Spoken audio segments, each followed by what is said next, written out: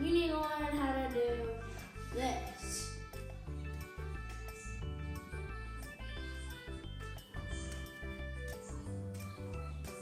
You need to learn how to do that. Then you can learn how to do this. So first, let's rewind on how to juggle. Alright. Step 1. Only have one ball. Just pass side to side like this. Yes! Step 2. Grab your second ball. And make an X formation.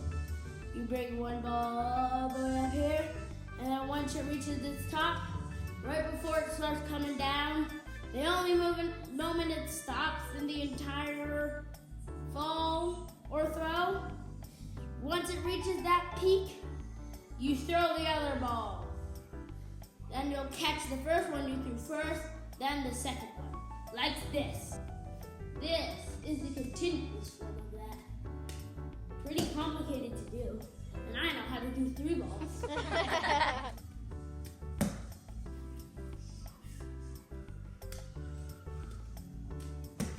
Struggle for both your hands because they need to keep on moving no matter what. That's why this is super important, because in the actual trick, you need to juggle 2 balls in the air with just one hand. There's no doing or whatever. It's just one hand. And by the way, if you have a friend or a sibling or somebody you know, like somebody in school or something, that has one arm because they had lost it or was born without one arm, without the other, this is how they juggle. All right, there's gonna be another video about that later. So, the third step is to grab all 3 of your juggling balls and then practice doing 1, 2, 3. Exactly. Technically, the second step plus an extra ball. You can do that forever. So once you got 1, 2, 3, you do 1, 2, 3, 4. Once you got that down, you do 1, 2, 3, 4, 5. That's technically just throwing each ball up into the air and catching it like that. And if you're an expert juggler watching this video, make sure you also make a video about this because I am not so good at it. So, this is the actual trick. Like I said, we're going to need to learn this first, because that is very important to this trick. By the way, the name, I'm not so sure. But now it's going to be called the Betrayer, because watch closely, and I mean closely. One ball keeps on switching sides in just that one ball. It's not the other, just that one ball. Maybe I'll just see because I have 3 of the same ball. 1, 2, 3. See? They're all the same. So don't blame me if it's hard to see the one betraying. Let me do it up close. Maybe a little hard.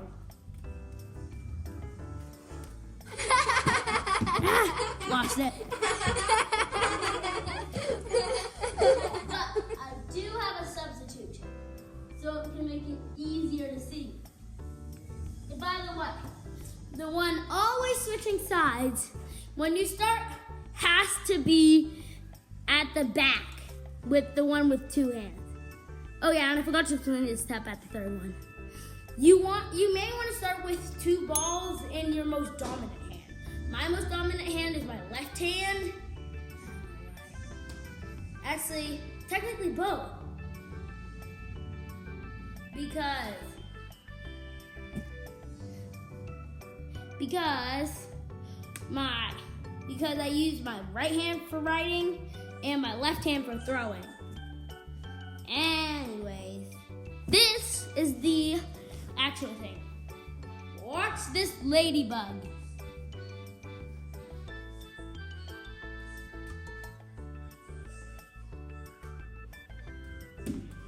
Hold on.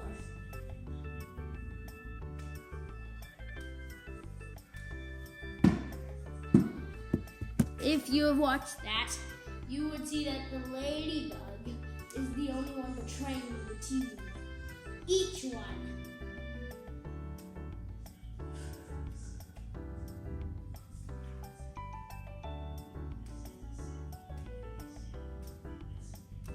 See? It's only that red ball that keeps on betraying each side. Hard to do slower.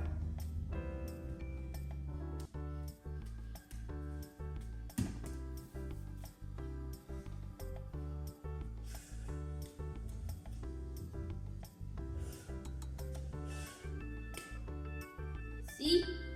Now, watch close.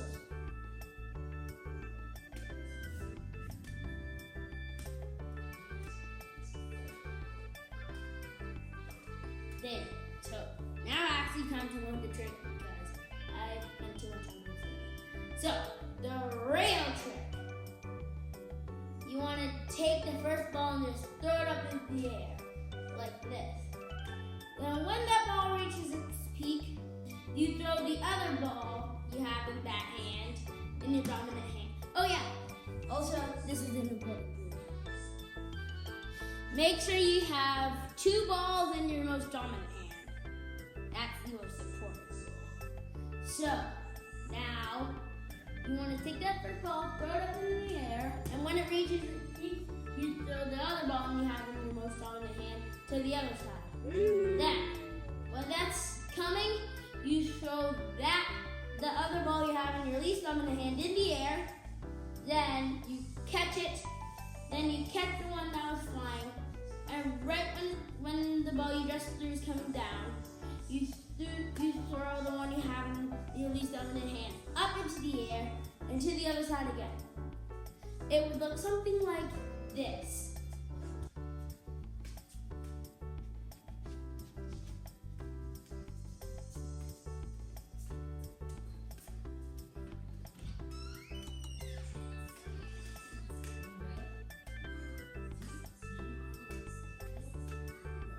See?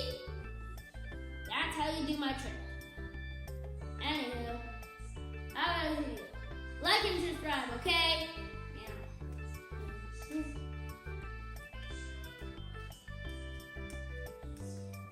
Whoa! Whoa! Yes!